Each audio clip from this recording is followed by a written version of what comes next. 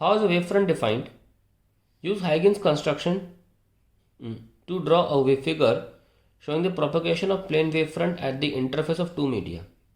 So that angle of incidence is equal to the angle of reflection. Wavefront is defined as the locus of all points in a plane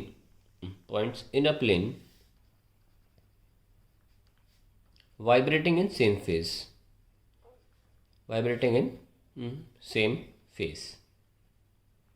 ये आपका wave front हो गया.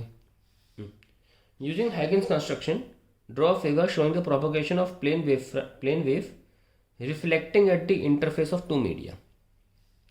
तो पहले reflecting surface बना लेते हैं. ये लीजिए, तो ये आई पहली रे ऑफ लाइट, ये आई दूसरी रे ऑफ लाइट, और ये आई तीसरी रे ऑफ लाइट. ठीक है.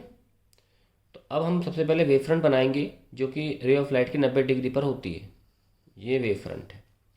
Let me call it A, B and C, showing the points on the wave front. यहाँ हिट करती, यहाँ हिट करती, यहाँ हिट करती. यहाँ भी बना लेते हैं हिट करते वक्त एक वेव फ्रंट. इसका नाम रख देते हैं ए बी सी, क्योंकि पॉइंट्स अब भी ज्यों के त्यों हैं, कोई फ़र्क तो पड़ा नहीं पॉइंट्स को. हाँ, ये वाला पॉइंट हिट कर गया है तो इसका नाम रख दो ए डैश, या फिर रहने दो, ए बी सी रहने दो. ठीक है, क्योंकि मुझे ए डैश की जरूरत बाद में पड़ जाएगी. और अब नॉर्मल का सहारा लेके इनको करो रिफ्लेक्ट. ये रिफ्लेक्ट हो गया. ठीक है, फिर आपने बनाई नॉर्मल, फिर ये रिफ्लेक्ट हो गया, फिर आपने बनाई नॉर्मल, फिर से रिफ्लेक्ट हो गया. ये हमारा डायग्राम बन गया रिफ्लेक्शन का. और अब रिफ्लेक्टेड वेव फ्रंट यहाँ आ जाएगी. ठीक है, तो रिफ्लेक्शन के दौरान मार्क कर रहा हूँ डैश वाले से, ये मेरे दिमाग में था मेरे. यहाँ पे आ जाएगा ए डैश, और ये बी टकरा के पहुँचेगा B dash. So that is how you make the diagram for reflection of the wave front. इसमें वेव फ्रंट कौन कौन सी, ए बी सी और A dash B dash C dash. ठीक है ना, ये काम भी हो गया. डिफरेंट डिफाइन हो गई यूजिंग हाइगेन construction draw figure of plane wave front interacting at reflecting at the interface of two media. तो उन्हीं का हमने सहारा लेकर कि ये आर्क होता है ना, ये हमने बना के दिखा दी. Now show that angle of incidence is equal to angle of reflection. कैसे शो करें? सबसे पहले आप इसको तो एंगल ऑफ इंसिडेंस बोल ही सकते हैं. हाँ, इसको आप बोल नहीं सकते क्योंकि आपको ये प्रूव करना है. लेकिन देखिए वेव फ्रंट जो होती है वो रे से 90 डिग्री पर होती है. एक आई हो गया तो ये बच्चा कितना एंगल कितना हुआ, 90 माइनस आई, है ना, 90 माइनस आई हुआ. और ये आप देख रहे हैं ये नॉर्मल है एंगल. सपोज ये एन है, ये लाइन जो है एन ए के 90 है ना, तो ये अगर 90 माइनस आई है तो ये कितना हो गया, ये हो गया वापस आई. तो इस ट्रायंगल को बना लेते हैं बाहर. आई बी ए के, तो इसमें साइन लगा लेते हैं. Sine i is equals to perpendicular B के अपॉन हाइपोटेन्यूज ए के. ओके, तो बी के क्या आ गया, ए के साइन आई. ओके, फिर इस ट्रायंगल में आ जाओ. इसमें भी ये आपका, ये देखो ये एंगल, ये कहिए ये वाला एंगल जो है रिफ्लेक्शन एंगल है, ये 90 माइनस आर, और फिर ये पूरा आर आ जाएगा. कौन सा एंगल बोल रहा हूँ मैं लिख के दिखाता हूँ. ये बाहर निकाल लो आप, ये निकाल लो, ये आ गया. तो बी डैश सी डैश और की, ये जो एंगल है ये पूरा आर है. ये जो छोटा सा बचा है ना ये वाला, ये 90 माइनस आर है क्योंकि ये एंगल पूरा 90 था। चलिए आर आ गया, इसमें लगाओ साइन आर, परपेंडिकुलर के बी डैश अपॉन हाइपोटेन्यूज के सी डैश। तो के बी डैश कितना हो गया, के सी डैश साइन आर। ठीक है, ये हमारा दूसरा टर्म आ गया। ना time for point B to travel to B dash will be B के upon speed of light plus K B dash upon speed of light, क्योंकि दोनों पॉइंट हवा में ही थे तो दोनों स्पीड ऑफ लाइट से ट्रैवल किए, दोनों रास्ते पॉइंट्स में दोनों रास्ते स्पीड ऑफ लाइट से ट्रैवल किए।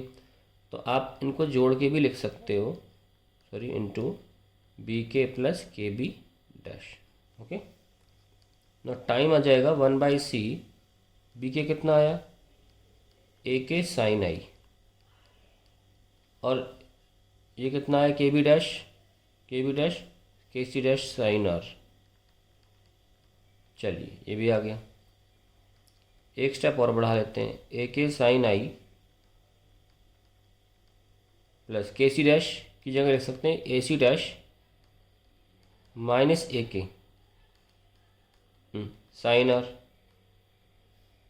सो I will get 1/c,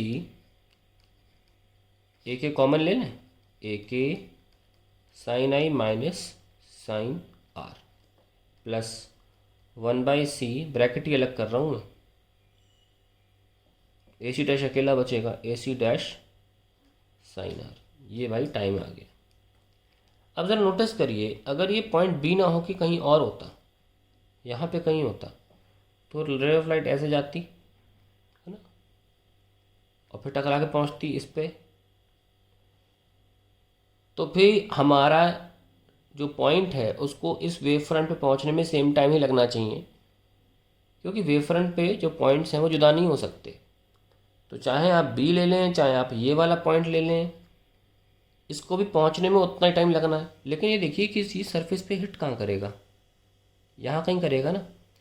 suppose that number is, that point is k1, तो एट दैट टाइम जो टाइम होगा वो यहाँ पे AK1 के फॉर्म में लिखा जाएगा, क्योंकि अगर अभी यहाँ पे AK के फॉर्म में लिखा जा रहा है, उस वक्त टाइम AK1 के फॉर्म में लिखा जाएगा, है ना, AK1 के फॉर्म में। कोई और पॉइंट लेंगे तो AK2 के फॉर्म में आ जाएगा। तो कोई भी पॉइंट लें आप, इन सबको एक ही समय पर इस वेव फ्रंट पे पहुँचना ही पड़ेगा।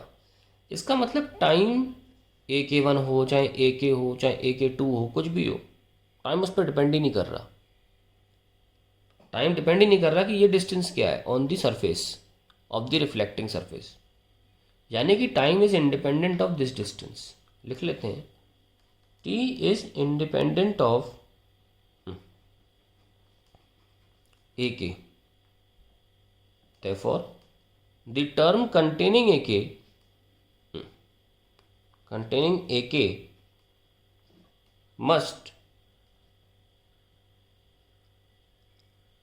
be zero in all cases। तो इसका मतलब इस पूरे टर्म को हटना पड़ेगा। अब AK ज़ीरो तो हो नहीं सकता, AK कुछ ना कुछ तो हमेशा रहेगा। तो इस ये जो लिखा है साइन आई माइनस साइन आर, इसी को ही ज़ीरो होने का काम करना होगा। तो साइन आई माइनस साइन आर जब ज़ीरो करोगे तो आई इक्वल्स टू आर आ जाएगा, और इससे हम ये प्रूफ कर देते हैं कि angle of incidence is equals to angle of reflection.